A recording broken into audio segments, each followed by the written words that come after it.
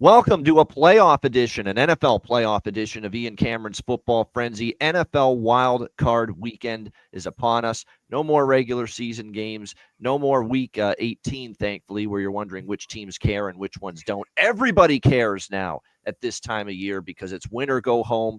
We have reached that point of the NFL season. Ian Cameron, Philip Nelson, back with me as always. And one thing Phil and I were talking about before we started this show is it's going to be so much fun to have the usual 1 hour show, but just have 6 games to talk about, really deep dive into these games and analyze them with a fine tooth comb. And Phil, we're going to put your football mind to the test because, like I said, we're really going to break down these matchups from all ends, essentially. Yeah, absolutely. I'm super excited to do that. It's always fun for me to get to talk about the X's and O's, because that's kind of more up my wheelhouse. I love looking at these matchups and seeing, game plans and X's and O's and all that stuff. So we're going to have a great show today. I'm excited to chop it up with you today. With that in mind, let's get into it and begin with the first of 2 games taking place on Saturday for Wild Card Weekend. We've got the LA Chargers and Houston Texans. And didn't I say it on Twitter X? They're going to give the Chargers-Texans game that graveyard spot, 4:30 p.m. Eastern time on Saturday, the least glamorous time slot of the entire weekend. I saw something that was like a tradition like no other. The Texans playing at that 3:30 on a Saturday. Yeah, I know. Get them out of the way early. Exactly. Yeah. It just seems like, and they're the team all these years. This goes back to when friggin' what's his name? For Atlanta, he was a quarterback for Houston for a bit. But anyway, all the way back when he quarterbacked the Houston Texans there. But the Houston Texans 2.5 point home. The Chargers, I should say, 2.5 point road favorites in this game. The total sitting at 42.5, pretty much across the board. I think when you look at this game and you look at the LA Chargers, I think it's safe to say, Phil, they're a team that's playing probably some of their best football heading into the playoffs. They're definitely on a great run with what they've put together down the stretch of the regular season. Justin Herbert has played at a very solid level, no question. How about a 66.2% completion rate? That's very, very impressive numbers, no question. We'll see how he can carry that over, but there's no doubt this team has turned it on down the stretch, playing great ball. Jim Harbaugh has been here before as an NFL head coach in the playoffs. We saw him take the San Francisco 49ers, of course, to the Super Bowl one year, many, many years ago. So it's a coach that's very familiar with that. There are some injury concerns, though, for the LA Chargers. 2 receivers, Joshua Palmer, Quentin Johnston, DNP this week, did not practice leading up to this game, and their statuses are in doubt. The good news is Denzel Perryman, key linebacker for this LA Chargers team. He has practiced this week. His status was a little unclear, but it's looking like he is on track to be able to suit up and play for the Chargers here on Saturday, which is important because Houston does like to run the football with Joe Mixon, and certainly Perryman is a big run stopper at that linebacker spot for the Chargers, so it's going to be important to have him on the field. Before I get into my pick, we're doing something different here this week with Philip, where I said offense versus defense for both teams. Pick something you're interested in seeing, just something that stands out, something you're fascinated by with the matchup. So I will start, Phil, with the LA Chargers offense versus the Houston Texans defense. What in that matchup stands out to you? The Texans D line versus this Chargers offensive line. I think that the Texans can get after the quarterback. Throughout the season, they've shown that they've been able to put some pressure on there. Will Justin Herbert have time back there? Because I think that's a huge thing. I will say the other way around. I'd say that the Chargers defense versus this Texans offense, that's another interesting thing. But I do think that that's kind of a little bit more of an obvious answer there in terms of the Chargers defense, being able to get after them. But I want to see is Justin Herbert going to have time? Ladd McConkey has been going off lately. I think that's a fun little player prop bet that I'm interested in. In the last 6 of his 7 games, he's had at least 87 yards receiving. And I think I'm seeing that the total for Justin Herbert's passing yards at somewhere around like 225 or so. So I'm really interested to see, will he have time? Will he be able to sling the rock around there?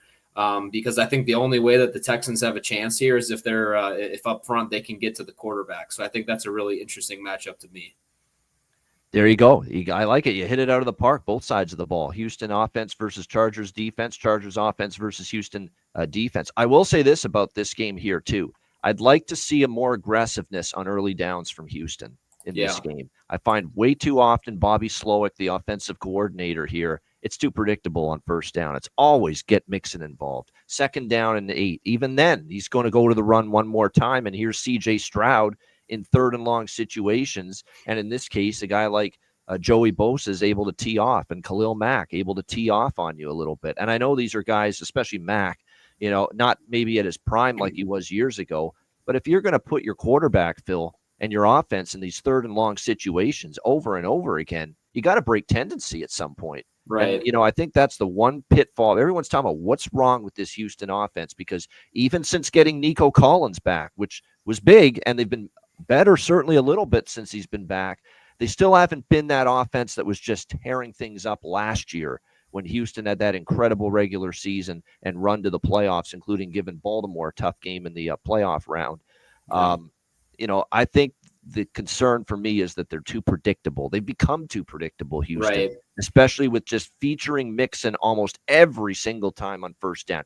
1st and 10, let C.J. Stroud find Dalton Schultz as tight end. Let him find Collins. Let him find Tank Dell. Let him throw the football on first down. And if you only get a couple yards on first down running the ball, don't just go right back to the run. Throw the ball a little bit more on first down and second down here if you're Houston. And I can't agree with you more there, because one thing that Houston has to do is avoid, third and obvious passing situations, because you don't want Khalil Mack and Joey Bosa teeing off on this poor offensive line.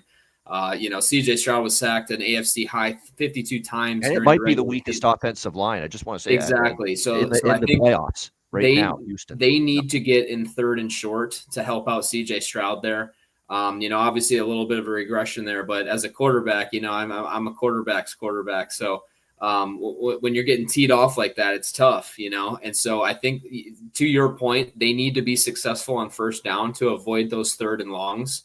So that's another key thing that I'm looking at too, which is what I kind of touched on. But I just this offensive line just has not shown me that they're able to protect him. So I think it's going to be key to be aggressive on those first downs to kind of slow up that pass rush a little bit. Yeah, there's no question. And I think when you look at actually both teams, I think both teams are going to want to run. Certainly Houston will. Houston will always make sure Joe Mixon is a big part of what they do on the offensive side of the football. Make no mistake about it. But I think when you look at the Chargers side of the ball, with J.K. Dobbins now back recently from injury, and it's Jim Harbaugh. Who's kidding who? He wants the run game to be a big part of his offense too. And when you look at these two teams, the Chargers did have some issues stopping the run. They've had issues going back to when the two numbnuts coaches were there, Anthony Lynn and Brandon Staley. They were terrible against the run on defense. They've been certainly better with Harbaugh, but they haven't been as good lately. Perriman's a big part of that, though, and now we're looking at Perriman returning. That's a huge boost to stopping the run for the Chargers here in this game. And then on the flip side, if you actually look at the Houston Texans defense, teams have been able to run on them at times. They haven't been a stout, shut-down run defense, the Texans, by any stretch of the imagination. So I actually think now with Perriman back, the Chargers probably have a little bit better chance of containing Mixon than maybe the other way around. The key for the Houston defense, as you mentioned, getting after Herbert. Herbert gets time. He can pick you apart. Now, I am worried about him being down a couple receivers here, Johnston and Palmer. It's going to put a lot of pressure on Ladd McConkey, to have a huge game, which he's capable of. He's had a tremendous rookie season. Make no mistake about that. But you are going into your depth a little bit. Is DJ Chark someone that's going to have to step up here? Will Dissly, the tight end, is going to have to get involved here for the Chargers, because they are thin at that position, Phil, the receiver spot. And with Johnston questionable, Joshua Palmer ruled out. I mean, now all of a sudden you're down to McConkey, DJ Chark, and Darius Davis. That's going to be your top three receivers, it looks like, if you look at the depth chart based on the injury report.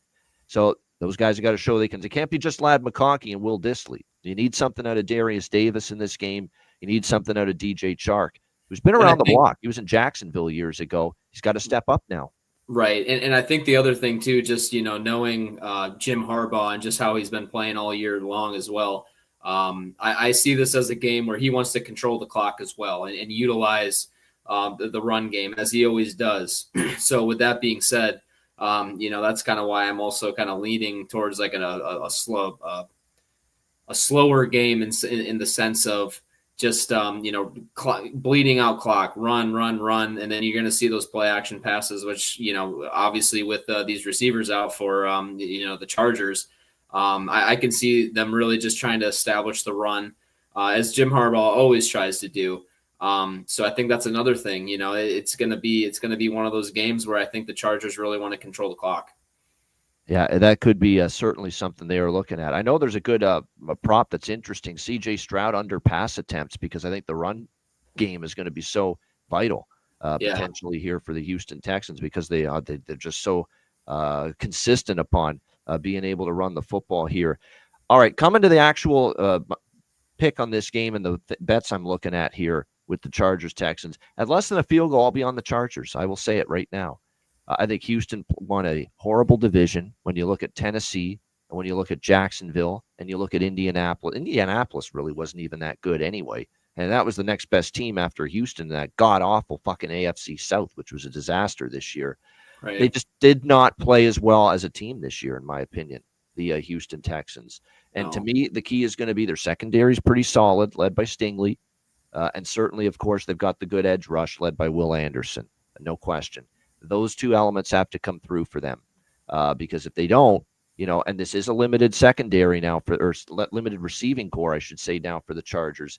If they don't get the pass rush and they somehow struggle in the secondary with a limited receiving core to work with for Justin Herbert, it's going to be a tough day for them. But I think the difference is going to be, because I think the passing game for the Chargers, because they're a little banged up at receiver, they could struggle to move the ball in bunches down the field in the passing game. Yeah. And when you look at Houston, with just their tendencies of running the ball so on early downs and putting themselves in tough spots, I don't know if it's going to be C.J. Stroud bombs away against this Chargers secondary. Chargers secondary has shown some holes at times, but they've done a better job shoring that up down the stretch. It's going to be the run game. And I think Perriman back for the Chargers makes their run defense better and probably tilts the scale in their favor slightly. Not that Mixon won't have a solid game. He probably will. Yeah. But I think J.K. Dobbins and dealing with him is going to be a bigger problem for the Houston Texans in this game. I just feel that from a team standpoint, Chargers are feeling good going into this, playing their best football.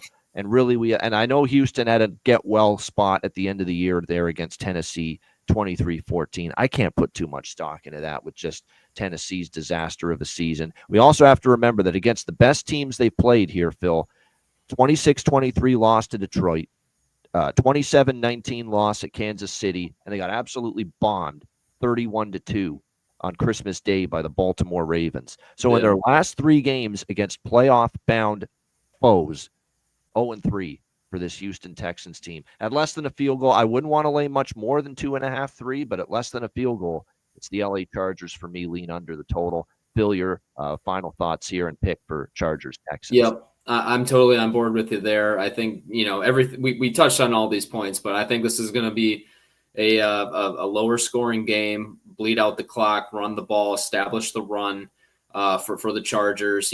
Hope that come off of that play action pass that Justin Herbert loves to do.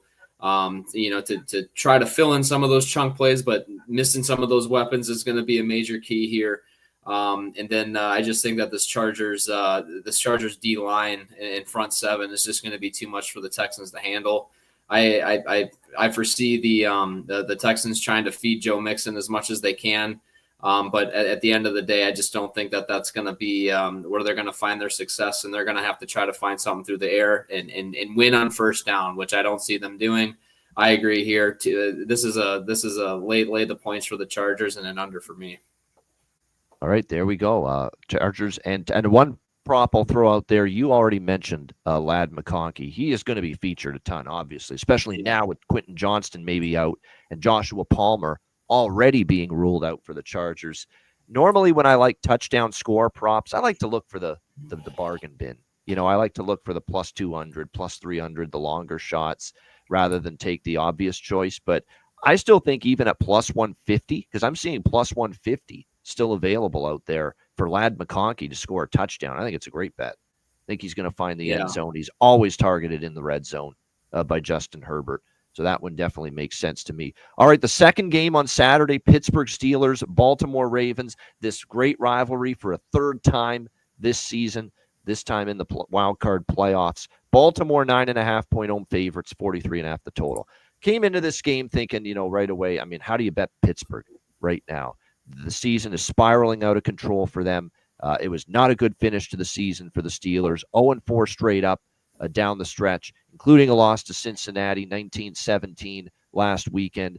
The offense just hasn't been there for the Pittsburgh Steelers. They've been held below 20 points in all 4 losses down the stretch, and certainly the disappearing act of the offense has certainly been a problem. Not to mention the defense when they faced, the high-powered elite offenses and teams. Philly, Baltimore in the last meeting, and Kansas City, they got picked apart a little bit. So my first thought was, geez, it's how do you bet Pittsburgh? They look like they're falling apart. They look like their season's going to just flame out and end in potentially disastrous way here Saturday night in Baltimore. Then you start to look at it a little bit more, and I know the last time they played in Baltimore was 34-17 for the Baltimore Ravens in that game. That's really the only evidence in recent memory of these two teams not playing a tight one-score game head-to-head. Now, and when you look and you just dive into that game, Philip, a little bit further, that 34-17 game, there was, for Pittsburgh, the pick six by Russell Wilson. There was a key fumble, which put Baltimore on a short field. Like I said, Marlon Humphrey, when it was 24-17, had the back-breaking pick six that really, because it was a close game up till that point, it really put that game away. There's no doubt it's not easy to back Pittsburgh. I get it.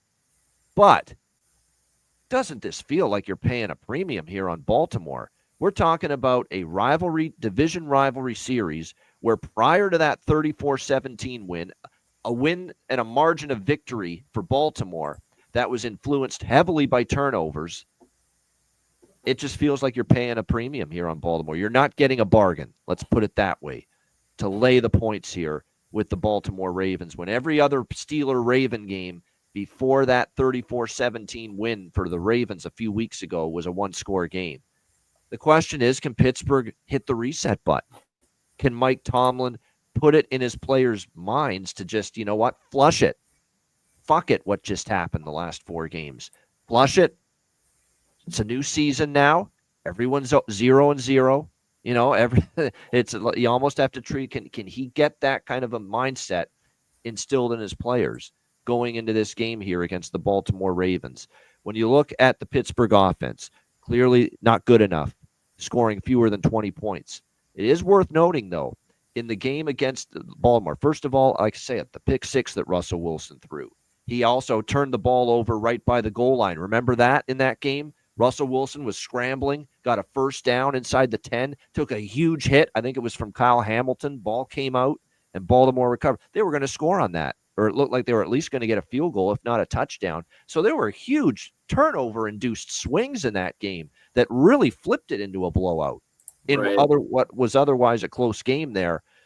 And another thing to keep in mind, George Pickens didn't play in that game in Baltimore against the Ravens. Now, if we get the George Pickens of last week, he forgot his hands in the locker room last week against the Cincinnati Bengals, then maybe it's not, because that was the worst game you'll ever see George Pickens play last week. He couldn't catch a cold last week in that game, never mind a football in that game against Cincinnati last week.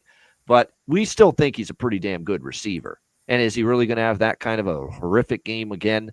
And again, this time they will have Pickens.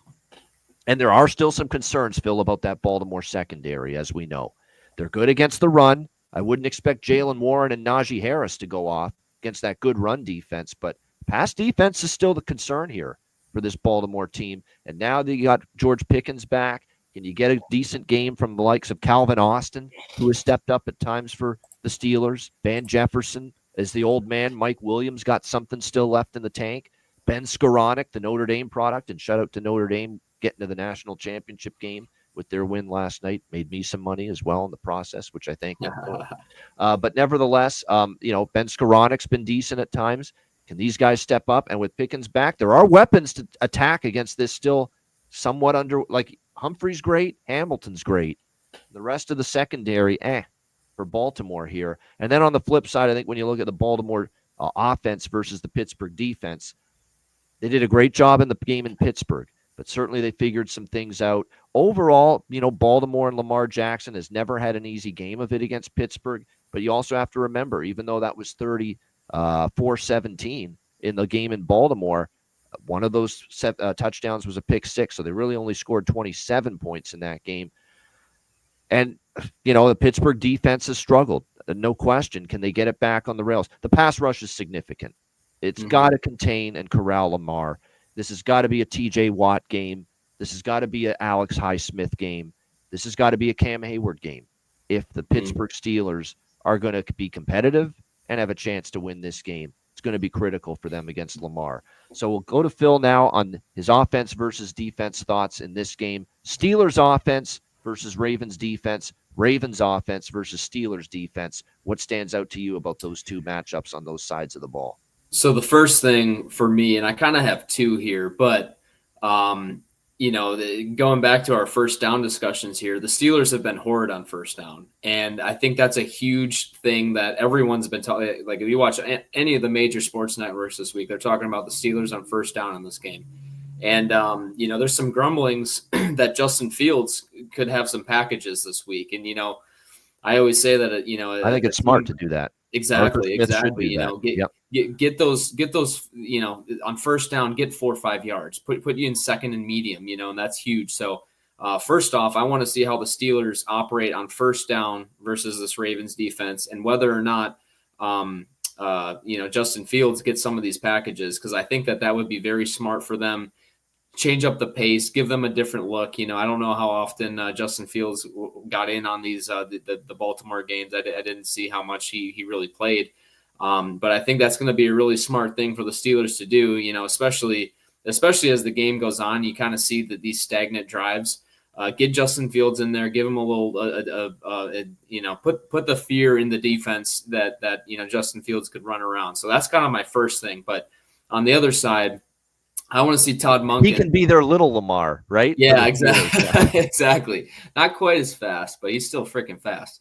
But yeah, the other side of the ball, I want to see Todd Monken's game plan, because historically we've been seeing the Ravens come into the playoffs, and all of a sudden they just change everything. And I want to see this game plan. I think that they need to play to Lamar's strengths. They need to feed Derrick Henry, feed the King.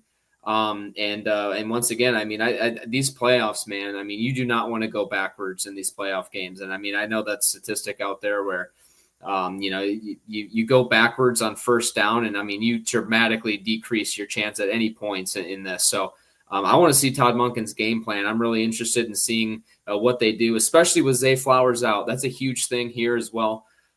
So we'll see what they're going to end up doing with the pass game. But these other Ravens receivers have been stepping up. Aguilar, some of these other guys, obviously Andrews. So I think that we're going to see. Obviously Lamar has posted some of his best passing games throughout the course of the 2024 and the 2025 season. So I'm really interested in seeing how Lamar plays.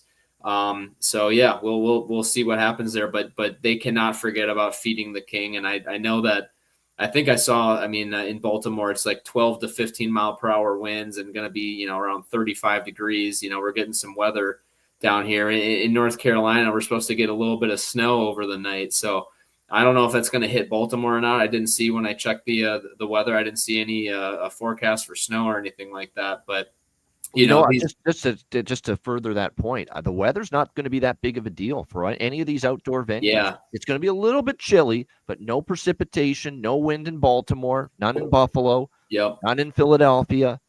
Tampa Bay is going to be fine, obviously. And then, of course, you got the dome stadiums with the game in Houston. And obviously the game now, even though it's moved to Arizona, Glendale, the Vikings, Rams, it's still indoors. Yep. Right. And I think, the other thing, and you already touched on it, but George Pickens has to show up for this game. If they have any chance, they need George Pickens, because he's the only one that has the big play capability on a more consistent level. Although, Mike Williams makes a catch here and there, but for the most part, George Calvin Pickens needs to Austin's have been a okay too. I like what he's given them, but he's not a number one threat. right. So I think that in the Steelers, obviously they're limping into the playoffs here, but they need some big plays. They need some big plays out of Pickens. They need to soften up this. They need to soften up this Baltimore rush and the Baltimore front seven, which will allow Najee Harris to kind of get some rushing yards, and then I think they sprinkle in Justin Fields a little bit. I think that'd be a really smart thing to do. So, once again, you already nailed it. Third time seeing each other this year, divisional opponents, AFC North. They're just black and blue bruisers. I think that this is going to obviously be an extremely physical game, and it's going to be one at the line of scrimmage. So I think both teams, and you nailed it too with the Steelers' defensive line. They need to contain and get after Lamar, and not let Henry go off on him, which they did in that game against Baltimore. Exactly. 162 rushing yards for Derrick Henry, the king, as you said. In the game in Baltimore. That can't happen again. Now, the good news is they held Lamar Jackson to 22 rushing yards. They actually contained him. Right. But it's almost like you can't shut down one, but let the other one just go off like that. Well, and just one thing that, as a quarterback, what we watch for on film is the type of rush. How's the defensive line coming off the ball? Because it kind of makes sense here, because when the D line comes off, they engage and they need to figure out run or pass, right? Well, when Lamar's dropping back and they figure out pass, they kind of come off a little bit more timid because they need to be gap sound. They need to contain the edges, make sure they don't lose contain, which probably, and because they had that in the back of their mind. They weren't coming off as aggressively as they normally would, playing someone, a runner not like Lamar, which obviously there's not any runners like Lamar. But that's something too to see how the Steelers D line is coming off the ball, because if they're coming off aggressive, that could allow Lamar to break contain. But on the flip side, if they don't come off aggressive enough, then they're going to get pushed, and then you touch Henry at 3-4 yards, he's falling forward for 5 or 6 or 7. So there you go. Exactly. And that's going to be, can they do a better job on Derrick Henry's key in this one? As far as this game side and total is concerned, I think because of Pittsburgh's offensive problems, we've seen this total drop to a point now where below the key number of 44. I kind of want to fade the under move, and kind of go the other way with over 43.5, because Pickens is going to play. That's going to be significant here for Pittsburgh. I think they'll have a better offensive showing this time around. I still have questions. That Baltimore offense is just so good, and they've been so good down the stretch. I think Pittsburgh will have a better defensive game this time, but I still think Baltimore is going to get theirs. They're still going to get their share of points. They're still going to be able to score. They've just been too good down the stretch. I mean, you look at the Ravens, Phil, down the stretch, 35 against albeit a bad Cleveland team, but 31 against Houston, 34 against Pittsburgh, 35 against the New York Giants, 30 against the Chargers. The one game they got bottled up a bit was Philly, and Philly's got one of the best defenses, and they still scored 19 points in that game against the Philadelphia Eagles. So this total falling the way it is, and I think a lot of people expected cold and wind and real winter conditions to impact this game and the game in Buffalo, because early in the week, a lot of these games took under money. The weather, as we get closer to kickoff, not going to be as bad in a lot of these places. So right. I'm leaning over 43.5. I got to admit, I'm leaning Pittsburgh. I feel like it is an awful tax on Baltimore. And, yes, Baltimore can win this by double digits. Certainly if Pittsburgh doesn't take care of the football, which was an issue for them in the last game against Baltimore, they're going to have problems. You got to hope that Pickens has a bounce-back game. You got to hope Russell Wilson's moon balls are connecting, not being ducks that are underthrown and picked off, that he's connecting on these passes. And you got to hope TJ Watt and Alex Highsmith get after Jackson early and often. And certainly they contain Henry better. If those things happen, I think it's a competitive game. So let's put it this way. 10s have appeared with Pittsburgh early in the week. At 10 or more, I think I got to get involved with Pittsburgh. I'm not saying Pittsburgh's going to win this game. I certainly think Baltimore still will probably win. But I'm telling you what, prior to that last game, I mean, you're talking about 7 points or less margins. over and over again between these two teams head to head. Mm-hmm. So I just feel you're paying a premium here with Baltimore. Phil, what do you think here? Steelers, Ravens. Yeah, I agree with you. I think that 9.5 is a bit of a premium there. Third time these teams have seen each other. It's always tough to put up points and differentiate, versus each other. But you know what? I do agree. I think the way I see this game unfolding is the Steelers come out with all. I mean, obviously it's a playoff game, so you have to unload the clip on everything. But I think the You could Steelers split it up. First half Steelers, full game Steelers. If you're worried that maybe as the game goes on, Baltimore exerts their, we believe, superiority. Yeah. Right. And I could see this game maybe starting off a little slow, but I think they start to pile it on a little bit. I would lean towards an over at 43.5, just because I think the Steelers are going to put up enough points to somewhat keep up with them. But yeah, I mean, they kind of go hand in hand here, because I think if you take the Steelers plus 9.5, you have to go over, because the Ravens will put up points. And so I think that the Steelers will, put up maybe around 20-ish or so. And then the Ravens, I don't know if they're going to go over, they're going to win by 10 or necessarily like you said. But yeah, I'm leaning Steelers plus 9.5 and an over here as well. Yeah, no doubt. At 13-4 over the total this year, by the way, for the Baltimore Ravens. Yeah. Definitely one of the strongest over teams they were in the NFL. All right, we move to Sunday, the first of a triple header of wild card games on Sunday. Denver and Buffalo. We got the Buffalo Bills 8.5-point home favorites, 47.5 the total in this game. Credit to Sean Payton, credit to Bo Nix in his rookie season for having a really solid first year in the NFL. He is really the main reason. And look, 12-5 against the spread. They were a moneymaker for their backers as well. This Denver Broncos team. Of course, they beat Kansas City 38-0 last week. Really, it was Kansas City's B. I wouldn't even say B squad. It was more like their C squad. They didn't play anybody in that game against Denver, and Denver clinched their playoff spot with that victory. But an overall really solid season for Bo Nix and the offense. And even more impressive, Phil, to me, about Denver's offense and Bo Nix's performance is the fact that they had no run game to speak of this year. Really, they didn't. Yeah. I mean, there was really no run game at all at any point for the Broncos. They don't get much from, Javonte Williams, Jaleel McLaughlin, and Audric Estime.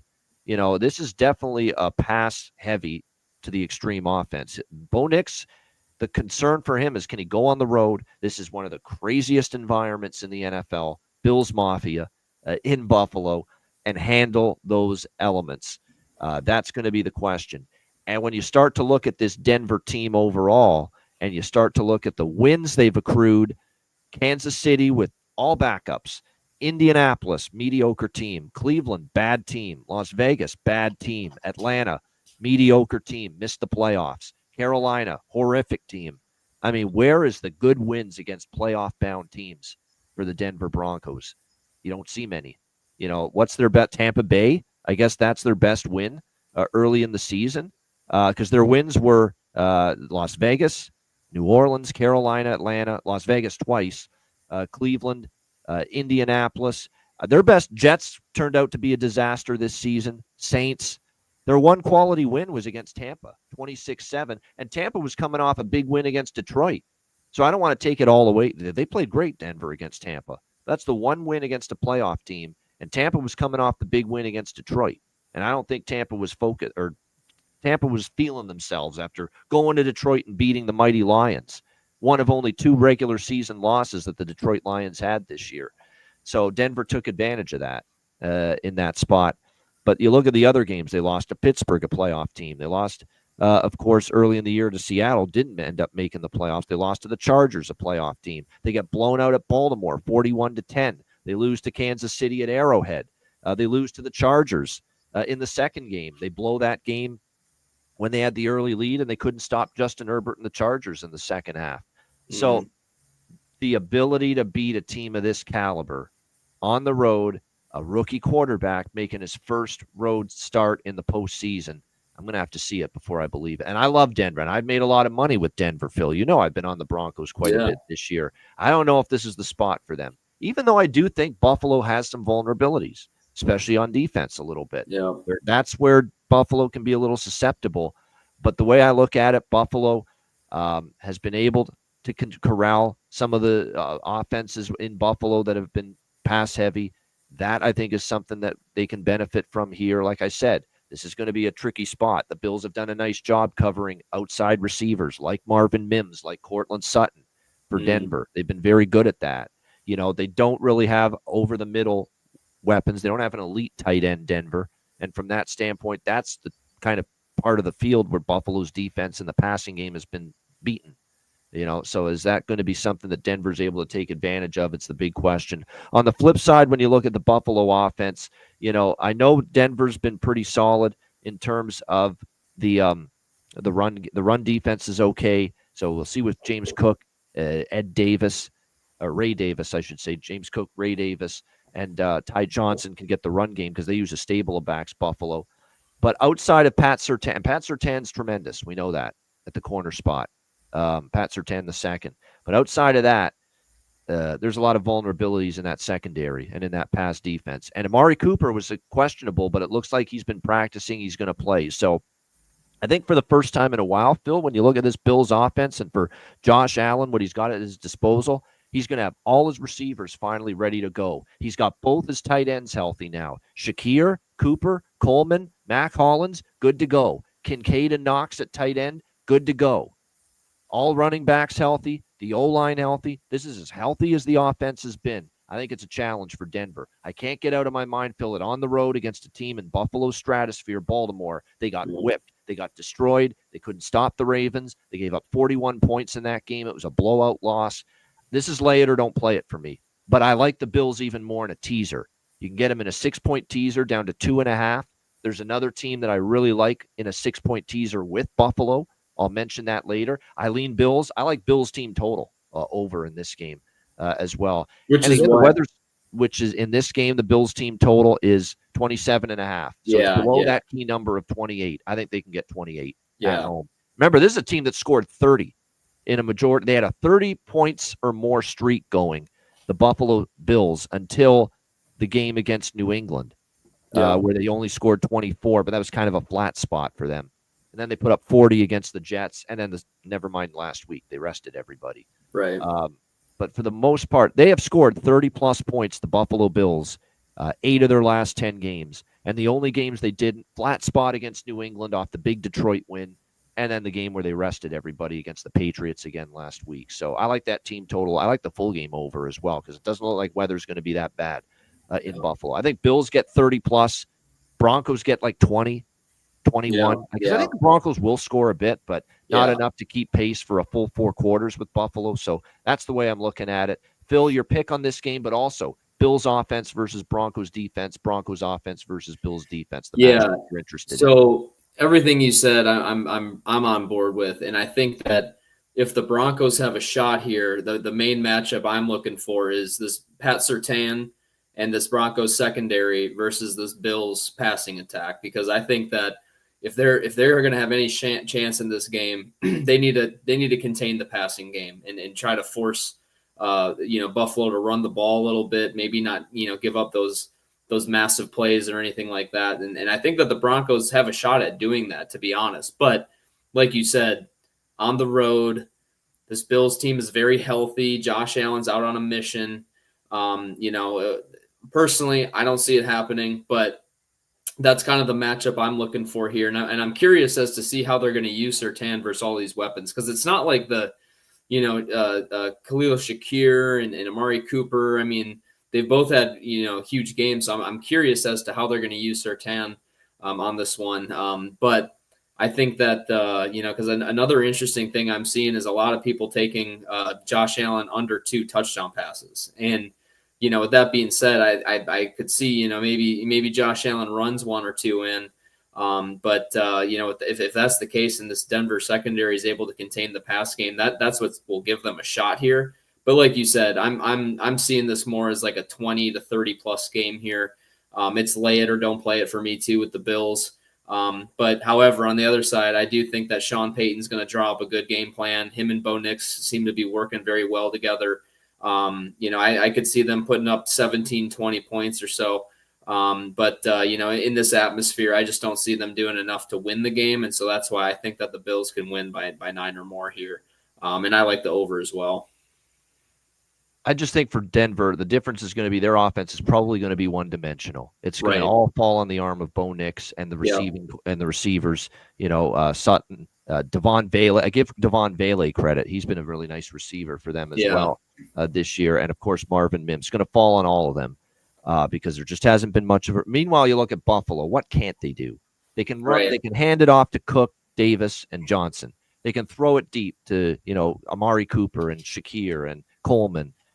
Josh Allen can run with it. I mean, you have everybody covered. You take away the run game, and then there's Josh Allen breaking your heart, breaking your will, breaking your spirit with a 20, 25-yard run with his legs.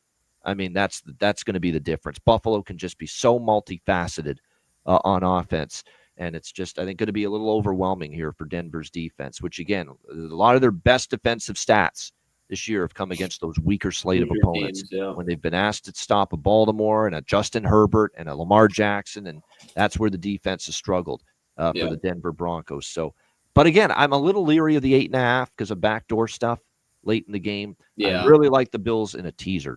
Get them down to 2.5, laying less than a field goal on a teaser. That I like. Bills team total I prefer than the -8.5, quite honestly, because I do think Denver will score a little bit. But Buffalo, I see this like 31-20 Buffalo. Yeah. It's exactly the kind of final score I see here in this game. All right, Green Bay, Philadelphia, your Packers. I know you've been waiting for this part of the show. Eagles 5-point home favorites, 45.5 the total in this game. I'll just go right to you. You're the Packers fan. Packers offense versus Eagles defense and Eagles offense versus Packers defense. Let me just say, first of all, quarterbacks are going to be good to go. That's been all the concern all week. Jordan Love with the arm, and I know his finger got fractured down the stretch in the Chicago game last week. Got to be just a horrifying sight to see that in a game that, they were playing for seeding, but it wasn't a be-all, end-all football game for the Green Bay Packers. The last thing you wanted to see was Jordan Love getting banged up. And then, of course, Jalen Hurts has been in concussion protocol the last few weeks, hasn't played, but it looks like he's good to go. And despite some concerns with Jordan Love, he will be good to go as well on Sunday afternoon. So have at it, Phil. Packers, Eagles. So I did see Jalen Hurts was limited yesterday.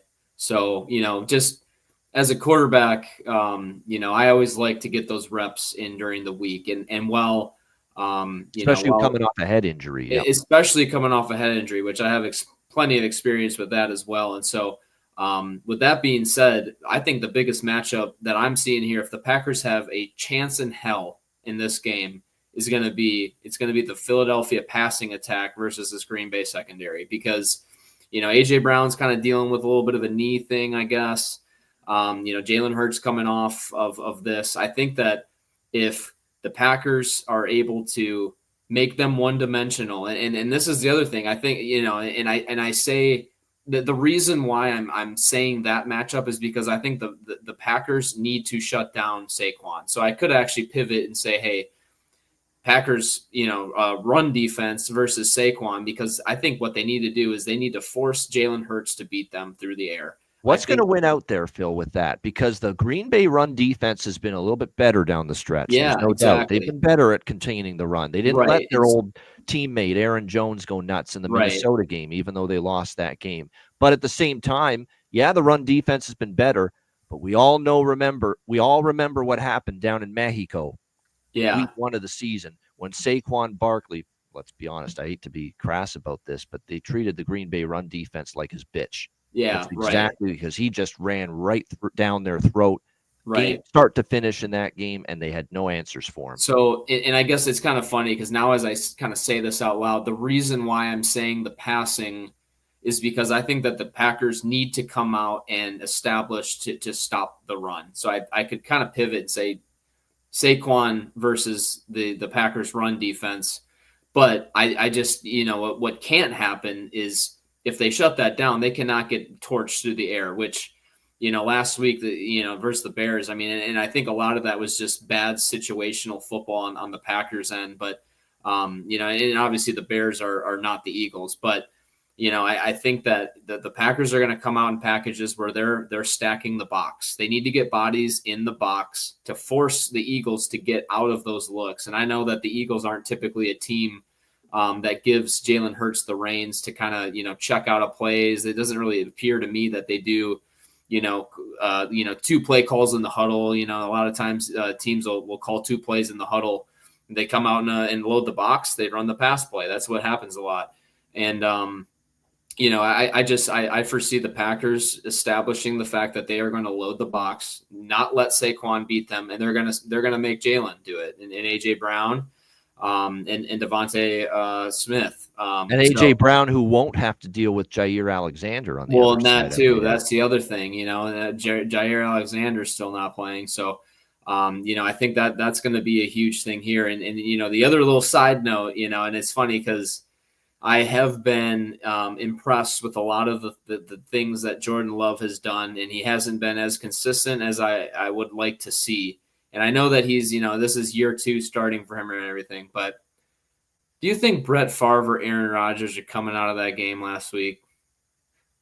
No way. No, certainly No not way. Brett. No Brett way. was a friggin' warrior. You can't take that away and so you know what, nails. I think LaFleur wanted to be a little bit cautious with everything, but I just I hope that they aren't building in this excuse already that Love's elbow and his throwing hand. And I get it, when you're not feeling 100%, especially on something that's so important for your throwing motion and everything, that really sucks. But it's a playoff game. Put it aside.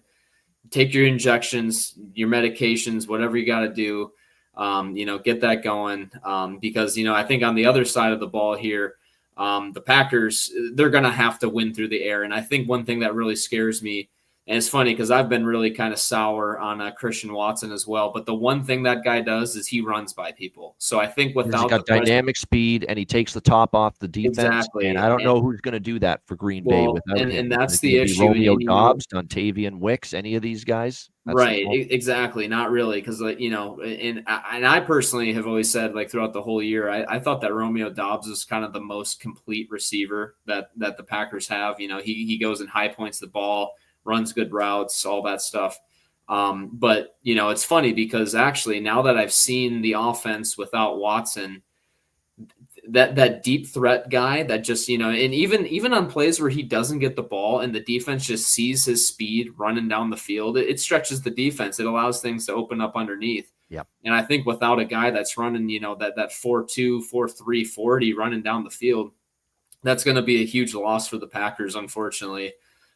So you know what? Obviously, Josh Jacobs is going to get fed, but I just think that this Eagles front seven is one of the best in the league at stopping the run. And in LaFleur, and that's on the other side of the ball. I think that's a really, really intriguing matchup to watch is LaFleur's run scheme versus this Eagles front seven, because he's very creative. If you watch all these, I don't see Josh Jacobs having a huge day. And I'm going to go back to the point we made about after the Minnesota loss with the Packers.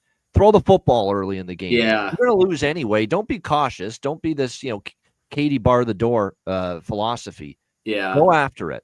People think you're going to lose anyway. People are probably all going to pick Philadelphia in this game with the way they look down the stretch and the fact they beat you in the regular season. Yeah. Let Jordan Love throw, even without Watson. Let him throw the ball on first down and second down, kind of like what we talked about with Houston, because to me, they just got so fixated on the run. It was 80% run against Minnesota, and they fell behind. Yeah, so LaFleur has to come up with a good game plan. He can't put a crutch and make us one-dimensional early on, because then we'll fall behind, and that's never good, especially on the road versus the Eagles. But, on the other good thing here is the Eagles tend to play a little bit more zone coverage here. So I think that's going to allow hopefully Love to see the field and make some pre-snap decisions and whatnot. And then also, I know that we want to feed Josh Jacobs as much as possible, but the Green Bay screen game is another thing to kind of watch here, because I know that's, it's not a run, but sometimes it's an extended run just to throw a little screen pass to Josh Jacobs or Tucker Kraft. I know they like to do a lot of tight end screen stuff. So I think that, if they can be dynamic and kind of slow up the front seven, which, it's not that they're a super aggressive rushing team by any means, that they're just solid. They play really sound gap defense. They get in their gaps and they're very sound and disciplined. So with that being said, Jordan Love is absolutely going to have to win through the air versus these guys if we have any shot. And that's going to be the critical element of this. This is one game where, look, I'm kind of on the fence with it. There's a part of me that says with Philly at -5 with a quarterback coming off a concussion, even though I think they'll probably win this game. I don't know if I want to lay 5, quite honestly. And Green Bay did play them close back there in Mexico. That was a close game. That was back and forth between those two teams. But I don't know if I trust Green Bay enough. And I don't know if I trust Matt LaFleur in the postseason enough. No, I don't. His postseason track record, Phil, and you know this as a fan, to say it's been underwhelming would be an understatement, to say the least. Right. Yeah, and you know what else? There's two ways you can look at last week. Either that was a fucking huge wake-up call for LaFleur to wake the hell. Taking those timeouts under 2 minutes on the other side of the 50 made zero sense. Why are you taking timeouts? And I get it. They were slightly out of field goal range. He's got to scheme and play call better, and he's got to manage the game better. Well, he failed on all those counts against Minnesota. Exactly. So I'm hoping that last week was a little bit of a wake-up call for him to get ready schematically and situationally.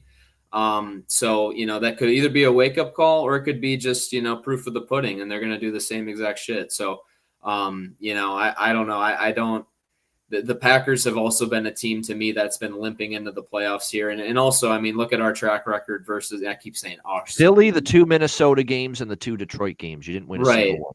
And we were a fingertip block field goal away from going 0-6 in the NFC North. Think of that. That's freaking crazy to think about. We barely beat the Bears the first time, So, you know what? I see the Eagles. This is a lay it for me. I think the Eagles are going to win by more than 5. And quite honestly, geez, I'm just not loving what I'm seeing out of Jordan Love. And I think that the Eagles are going to shut down this run game. So,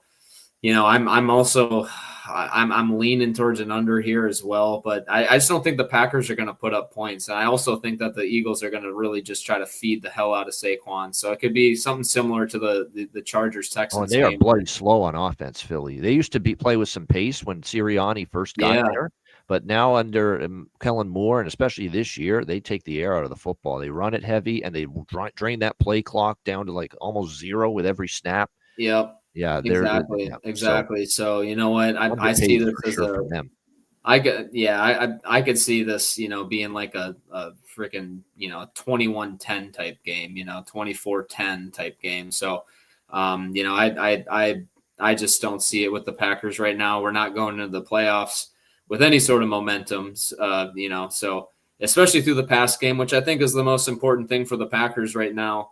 Offensively, obviously. But if they don't shut down Saquon, they certainly have no shot. Yeah, at this number, I'm not betting aside. I'm not laying 5 with Philly. I'm not probably taking Green Bay either. You could talk me into if the price is decent. Let me see here. -138 money line for a Bills-Eagles money line parlay. Yeah, you could talk me into that. That's not bad. Bills-Eagles money line parlay -138. All right, Sunday Night Football. The Washington Commanders and the Tampa Bay Buccaneers is also just like with Pittsburgh-Baltimore and just like with Green Bay-Philadelphia, this is also a regular season rematch. We've got Tampa Bay 3-point home favorites, 50 the total in this game. Look, we got a rookie quarterback, first ever NFL start in the playoffs, similar to Bo Nix with Denver. We've got it here with Jaden Daniels with Washington, although he is special. The kid is special. He has been great. There's no question. There's been a little bit. I think he's been banged up just a little bit with a leg issue down the stretch. Jaden Daniels as well. We know he had the ribs issue earlier in the year, but so that maybe come into play here. But he certainly looked all right when they played Atlanta. In that big game a couple of weeks ago to get the job done. I know it was kind of a weird spot against Dallas. I don't think you put too much stock into the way they played there. I think the key here is that Mr. I just took a big shit face there, Todd Bowles. I always say it. The one thing he is good at is defending rookie quarterbacks. He's got a good track record in that kind of situation in the past. Can they be good here? And the good news, too, for Tampa on the defensive side, because, look, this Tampa defense has had issues, and they've had a shit ton of injuries, especially in the secondary. But from all indications, like Antoine Winfield's back. He's going to play. Looks like they're going to get some reinforcements back in that secondary for this football game. And that's certainly going to help trying to defend this Washington Commanders team. When you look at Washington, they want the run game to be part of it. Cliff Kingsbury, whether it's quarterback run, RPO with Daniels, Brian Robinson being able to run the football, that is going to be significant. We'll see if they're able to do that here in this one. The secondary, they could be able to throw on them, that's for sure. But one of the best run defenses in the NFL, Tampa Bay's got it. So Robinson, what kind of a game is he going to have? Or Eckler, I don't know if they're going to have much success. He's been good with mobile quarterbacks and rookie quarterbacks, Tampa Bay, in defending them. So it could have to be a game where Jaden Daniels' arm, not his legs, but maybe his arm is going to decide this game. Can he be good in the passing game? Can he be accurate? Can he find Terry McLaurin and his receivers down the field? Because I don't know if the run game with Robinson or the mobility of Daniels against a team that's usually good containing mobile quarterbacks, if that's going to be a recipe for run success from this Commanders offense here. So it could come down to, can you find McLaurin and Olamide Zaccheaus, De'Ami Brown, and some of these receivers here for Washington. And then on the flip side, we love our guy Baker Mayfield, of course. He's just a gamer. We see it week in and he didn't even play that good against New Orleans. That was like his D-minus game. Right. And yet there he is, Phil. You got to win the game to at least make sure you clinch the NFC South. And when they had to have it, that fourth down throw he had, it was just a thing of beauty, incredible throw. And he made the plays with the game on the line when they had to have them.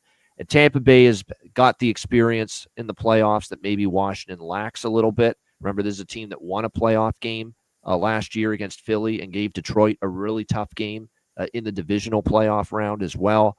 I love this Commanders team, and I've loved them all year with Daniels. I don't feel confident in taking them, though, in this spot. Playoffs is a different animal.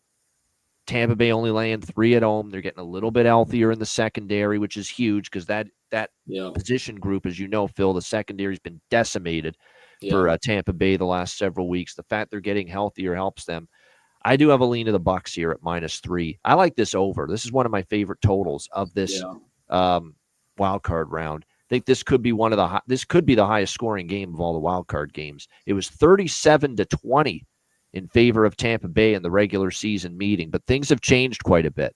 What I don't think is going to change is I think Tampa Bay is going to be able to move the football against Washington. The Washington defense, there's still some concerns I have with them. Remember, Michael Penix Jr. moved the football against them. Philly with Pickett and Tanner McKee moved the football against this Washington defense. So there's still some concerns there. And, of course, the Baker Mayfield, Mike Evans combo right now is on fire. Not to mention, guess who's having a coming out party finally as a rookie for the Bucs? Jalen McMillan. This guy from out of Washington, man, he has come on like a freight train as a legit number 2 receiver option behind Mike Evans. Too often it was the Mike Evans show.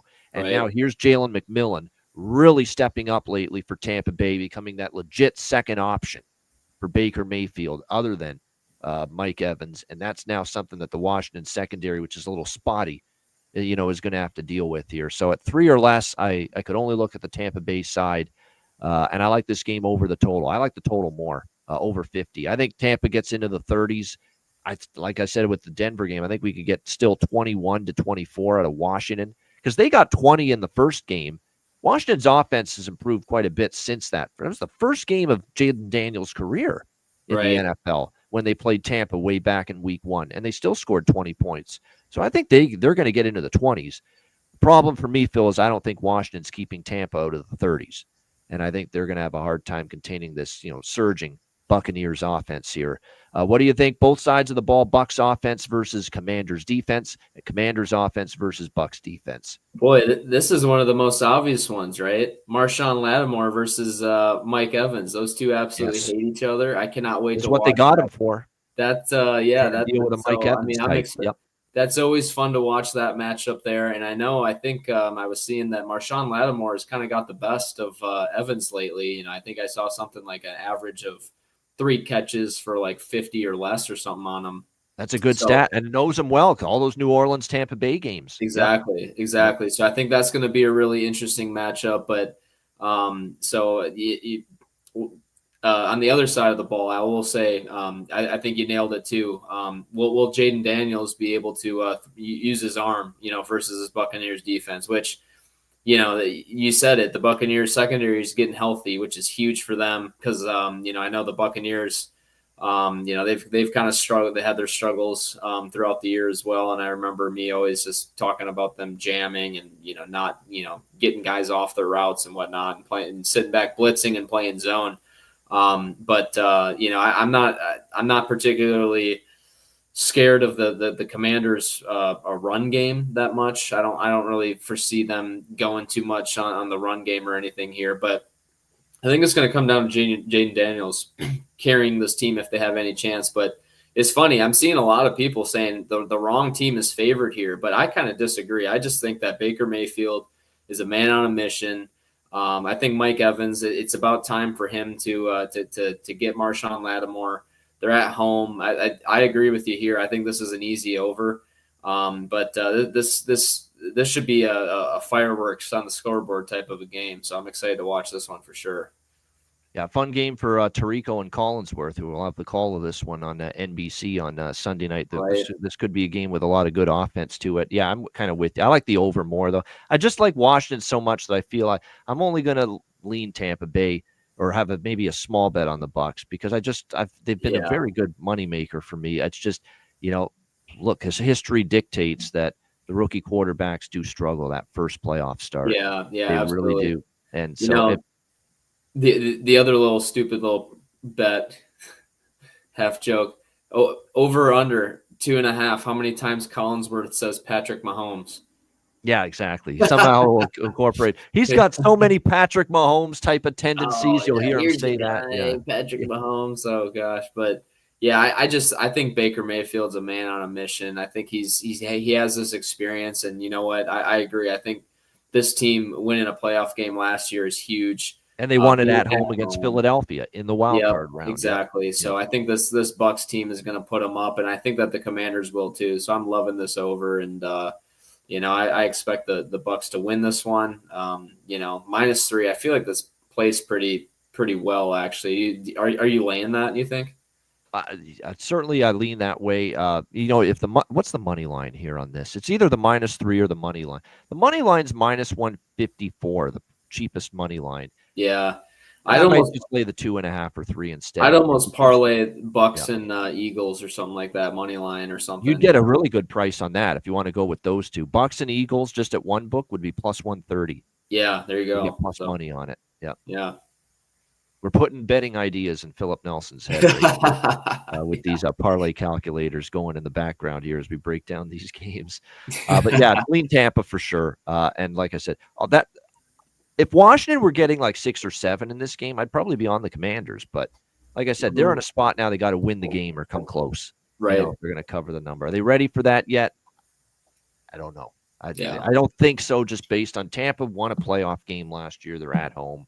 They've been here. They've won, like I said, they've won a player. And Jamel Dean, I was blanking on the other guy that was back for Tampa. Jamel Dean, along with Antoine Winfield. Yeah. That's two of their better players in the second. Yeah, Winfield is, he was there with Brady. He's won a Super Bowl, so he's, he has experience.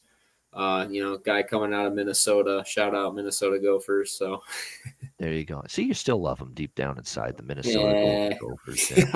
Yeah, a little bit. All right, final game. This is Monday Night Football to wrap up Wild Card Weekend. Minnesota Vikings, Los Angeles Rams. Note the change of venue. This is no longer in Los Angeles at SoFi Stadium. And my goodness, thoughts, prayers, well wishes, my goodness, to the people there in the wildfires. It is horrifying to see what has happened there. And how will it affect not just the Rams, but we didn't mention this with the Chargers. How does it affect them? I don't think it affects the Chargers as much because they're on the road anyway for this game. For the Rams, they're being displaced. Like they were planning on practicing all week in L.A., playing in L.A., and now they're going to have to uproot and play in Arizona. Yeah, and I'm also seeing that the Chargers or the Rams, depending upon the air quality, they might need to be practicing in SoFi, not alongside, but they're going to have to figure out schedules with the Chargers and whatnot with practice arrangements. So that's another thing. Yeah, no doubt. Like I say, it's not ideal, but they got to get this game played, and you can't do it in LA. You just can't with the situation just so. It's impossible to play, especially outdoor sporting events right there, or any sporting events right now with what's going on there. So they moved this game to Arizona. We've got the Vikings 2.5-point favorites. I guess this is now a neutral field, 47.5 the total here in this game. This is a really interesting game because there are some people. What side of the fence are you on? Did Sam Darnold get exposed against Detroit? Is Yeah. this the coming down to earth for Sam Darnold, or is it impossible to ignore, Phil, a season's worth of evidence and play from this Vikings team that tells you they've been disrespected? Because again, here we go with Minnesota just in a pick 'em price range here. Win the game, they probably cover the point spread. Or did Detroit put the book out last week on how you deal with Sam Darnold? I couldn't believe for the life of, and I like KOC, Kevin O'Connell, as head coach. I think he's done a great job. Think the world of him and what he's done and the season that Minnesota's had. But they said it on the broadcast. Chris Collinsworth did. I said it on Twitter X. At some point, you have to realize these long developing down the field pass routes, they're not going anywhere. He's not getting the time for those routes to develop. Break off the routes. Right. Let's get to some short. Let's get some slant passes going. Yeah. Let's get some screen passes going. Let's get some short to intermediate stuff going. Why the hell for the entire game when my O-line couldn't handle Detroit's pass rush and give Darnold the time he needed? Why are Addison and Jefferson just flying 20 yards down the field on their routes, 30 yards down the field on their routes and not giving Darnold an outlet? People are going to blame and bash Darnold. What about adjusting your offense to the fact that Darnold's not getting the time he needs? Yeah. In that Detroit game last week, which cost obviously Minnesota the number 1 seed in home field, and that's why they're on the road now playing on the wild card game against the Rams. Yeah, and you know what, you nailed it. I think I saw what Darnold was hit 15 times that game versus the Lions, and you know it's interesting. It goes both ways because yes, that is absolutely true what you just said, but also B, there were just missed throws, and when he had the time, he just missed the throws, and you know that one. What it was, the lack of time. You know, this is a quarterback when you're getting hit and pressured, and you're not getting any time to step up, feel the pocket, look at your first, second, third read, third progression, you name it, and it speeds up your process, man. And you rush things that you would a wide open man, and suddenly you rush it just a little bit because of that rush getting there, and you're off target. And you know, and Darnold's, you know, his famous quote that haunts him still to this day, pun intended, seeing ghosts. He was feeling ghosts in the pocket. And, you know, that one series where they were in the red zone last week versus the Lions, and first and goal should have been picked. Second and goal, threw it pretty high to JJ. He got his hands on it, didn't catch it. And then third and goal just absolutely missed him over the top. And everything was either wide, low, or high. It was exactly. And so, you know what? I think that this is a game where Darnold got it out of his system. Hopefully, you know, I've been a big Sam Darnold fan all year. I love the fact that this guy shows that it matters, the organization, the players around you, all this stuff. Because I mean, a lot of guys just get written off because they're in just shit situations. I mean, how is he going to succeed with the Jets or the Panthers? You know, so. You know, and to go into, you know, some of that as well with the matchups. Yeah, I think that, you know, Sam Darnold versus this Rams pass defense is going to be really interesting to see, but he needs help. I think he needs obviously protection, which I think that, you know, the Rams pass rush isn't necessarily anything crazy or anything to worry about. And then, you know, the other thing too is, get him some easy completions, you know, help him out a little bit, get the screen game going with Aaron Jones. You know, the Vikings did a really good job versus the Packers on some of those bubble screens to JJ. You know, the Vikings receivers, one thing I noticed with that Packers game was Vikings receivers block on the perimeter very well for those bubbles. And so I think that that's one thing.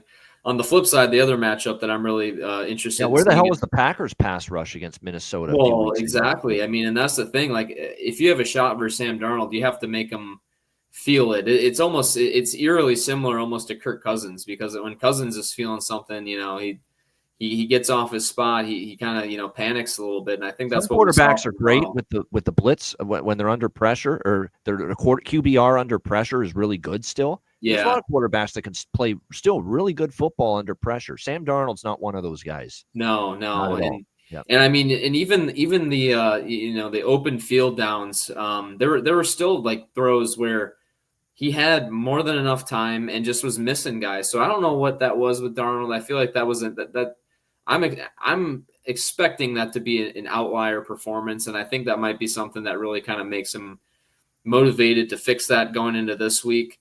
So I think that's and it's funny because Kevin O'Connell versus Sean McVay, talk about two guys that know each other very well, and I feel like Sean McVay on the other side, does he have potential keys to be able to stop Kevin O'Connell and kind of know him better than he knows himself type deal thing. So, or on the flip side, does the student beat the teacher? Who knows? But I remember us talking about this game early on in the year, and I remember you saying the Vikings, when they're a team that plays with a lead, can and Brian Flores is able to dial up his pressure packages. That's when they were succeeding early 8 on. touchdowns to 2 interceptions, by the way, for Matthew Stafford against the blitz this year, which is very important considering it's a blitz-heavy. What was that stat? It was what? 8 touchdowns, 2 interceptions There against you go. the blitz Okay. for Matt Stafford. Because I think the matchup on the other side of the ball that I'm really interested in seeing is Brian Flores' blitz packages versus his Rams offensive line, because this Rams offensive line has struggled all year long. Yeah. And they're getting healthy though. I know early on in the year they need that guy Havenstein. He's a very important part of that. Oh yeah, absolutely. So I know that they were decimated early on in the year. But will the Vikings be able to get in those packages that allows them to walk up Harrison Smith, give him a weird look, double A gap pressure, that type stuff. But Matthew Stafford being a seasoned vet, he's seen it all type of guy. I think that he's a dangerous guy here in this game as well. And so, he's a guy who knows what's coming. He can see it. He knows where to go with the ball. So really, I'm curious as to whether or not this Vikings defense can actually bring organic pressure to Stafford. And when I say organic, I mean not blitzing. Can they just get to him with the 4 down defensive linemen? And so that's another interesting thing I'm seeing. I just want to see what is Flores going to dial up those blitz packages, because I think a quarterback like Matthew Stafford can certainly make you pay if he knows what's coming and he can get the protection where he needs it to go. The pass rush for the Rams is the key.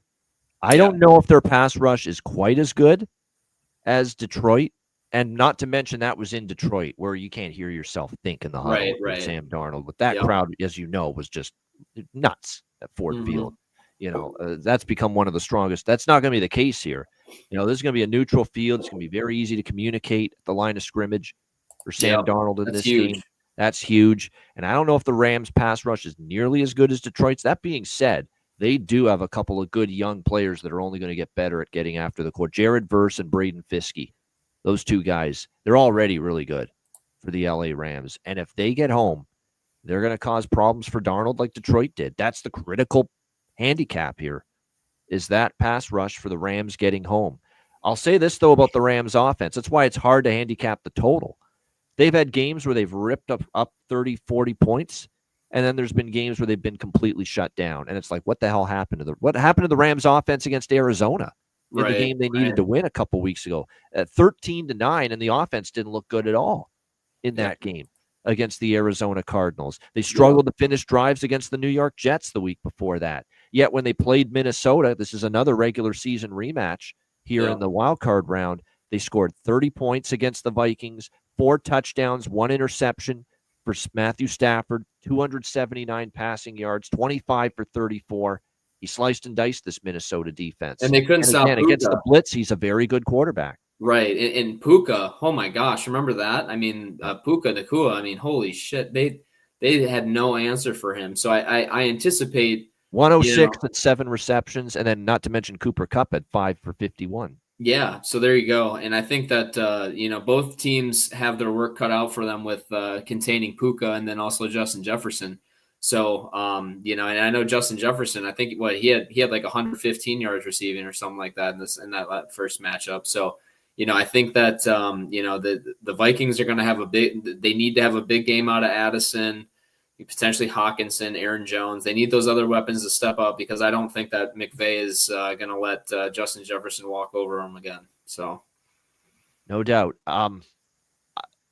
So as you could kind of tell right away, I am still leaning to the LA Rams here plus 2.5. I am Really? a little concerned. I am a little concerned though about the whole, displacing from SoFi and having to play this game in there. That's just something in the routine that disrupts things a little bit. Does that hurt the Rams a little bit going into this game? What I really like is the Rams as the second teaser leg that I mentioned earlier, that I like Buffalo at minus 2.5, and I would pair them with the Rams at plus 8.5. You can get them because I don't think Minnesota's winning by more than a touchdown. I think it's I probably agree. a pretty competitive game. I feel better with the Rams in a teaser, plus 8.5 with the Bills minus 2.5. I think that's a good teaser option. Even though I like the Chargers, the Texans are not a bad teaser option because I don't know if the Chargers are going to win by blowout. In Houston, I think that could be even though I like the Chargers to win and lay the 2.5 or take the money line. I don't know if they're winning by 7. I think Houston is still good enough to be competitive. So Houston at 8.5 is a decent 6-point teaser leg as well. But the one I like the most is Buffalo with the Rams. Buffalo minus 2.5, Rams at plus 8.5 on a 2-team teaser. I think that's a good one. Yeah, absolutely. I agree. And what are you going with officially here, Vikings, Rams? Boy, I'm going to lay the points for the Vikings. You know what? They've got a great body. You throw out that Detroit game and a great body of work. Right. Although the Rams do a lot of the shit that the Detroit can do, can they do it as well, though? Right. And it's funny, too, because, I technically grew up in Wisconsin, but I moved to Minnesota and went to high school there. So all my best friends are from Minnesota, and they're saying, and those guys are so scarred from just Minnesota pro sports, and they're like, here we come, 13-win season or whatever, and first round exit, and I know that they were just absolutely they have PTSD from Danny Dimes beating them in Minneapolis a few years ago. So those guys are they've had some good moments though. The Minneapolis Miracle. Yeah, I mean, right. Oh yeah, they have Diggs, that's an all-time moment. Yeah. So, but I think the Vikings, neutral site, being able to communicate is going to be huge for them. And not saying that LA would have been anything crazy anyway, but I think the Vikings, this is a bounce back game for them. However, I will say this. Dan Orlovsky, who I really like a lot of his takes and just the way that he breaks it down or whatever. I mean, he's said all year long, you don't want to see the Rams offense in the postseason here. So I think more than anything here, I think I like an over because I think that both these teams are going to light up the scoreboard. And I think that Justin Jefferson, I mean, it's just going to be too much to contain him. And then also Aaron Jones, you kind of go back and forth with that run game in the past. And I think that he's going to rip off some decent runs and then throw a few screens in there. I think both of these coaches are just so good offensively that we're going to see another high scoring game here. All right. They're liking the over. The only thing that I'm concerned about with that is will the Rams offense be the Rams offense they were against Minnesota when they did score 30? Yeah. Will they be the offense that they were against Seattle and even the Buffalo game where they scored 44 points? Are we going to get that brilliant Rams offense with Stafford, Kupp, Nakua, Kyren Williams running the ball? Or are we going to get that Rams offense that struggled to get anything done against Arizona a couple of weeks ago? That's the only hang up. But if you're going based on the Vikings-Rams game from the regular season, it was 30-20 for the LA Rams, 50 points, which would be enough to cash your over here in this game. So I am with you, though. I do lean over in this game. That's the only concern I have. Can the Rams offense bring it like we know they're capable of, but like they didn't at times in the last few games down the stretch of the regular season? Great stuff. I don't even have to think twice about it. That's the best show that Philip and I have done this season. Yeah, I mean, it's awesome when we can do some deep diving into some of the stuff, and do all that. So it was great, man. It was awesome. No doubt. And we are fired up for Wild Card Weekend. No doubt. Just because, we're recording this on the Friday before Wild Card Weekend, there is Ohio State, Texas tonight. Just a little brief thought on that game tonight. Ohio State, Texas, the second semifinal in college football playoff with the winner facing Notre Dame. Ohio State, lay the points, man. They're going to absolutely they're going to run up the scoreboard. What's the spread there? -6 total of 52.5. Oh, gosh. Lay the points and maybe – man, I don't know about the over, though. I don't know if Texas is going to really put up many points here. Well, They're a big play offense. They when they score like a quick play, 1-2 quick big plays, and they're in the end zone. Right. Methodically moving the football's their issue at times. So Yeah. I think they can do enough because the over is my favorite stance on that game. Yeah, I like the over, and I would definitely lay those points for Ohio State. I laid a good number at Ohio State 4 right after the Rose Bowl wow. ended Yeah, there you because I go. knew that people are going to bet Ohio State after the way they clobbered Oregon. Right. And that's exactly what happened. The line shot right up immediately to 6 and 6.5. All right, great show. Shout out to everyone tuning in to this edition of Ian Cameron's Football Frenzy. Hit the like button on the way out. One more thing, too, before we get to best bets and wrap up the show. Notre Dame, how impressive were they? And whether they play Texas or Ohio State, you think they've got that legit chance as far as winning that game, regardless of who the opponent is? Yeah, absolutely. That running back, man. I mean, for Notre Dame, he's an absolute stud, and he was apparently battling a flu or some kind of illness, and he was less than 100% with the injury. And there he is with a third and fourth effort on that one touchdown run. Incredible. Yeah, and then what's the quarterback's name again? Riley Leonard. Riley Leonard, man. I mean, he threw some good balls. It was boy, being on the East Coast over here, and you have that same. I had to turn it in and go to bed last night, but I obviously watched those highlights, and boy, what a fourth quarter! What a fourth quarter in that game. Gutsy call, James Franklin trying to throw the ball in that situation towards down the stretch when they hadn't even completed a pass to a receiver yet. So I think they got a little aggressive there. And if I was Penn State, I probably would have played a little bit more conservatively there, but very impressed with Notre Dame.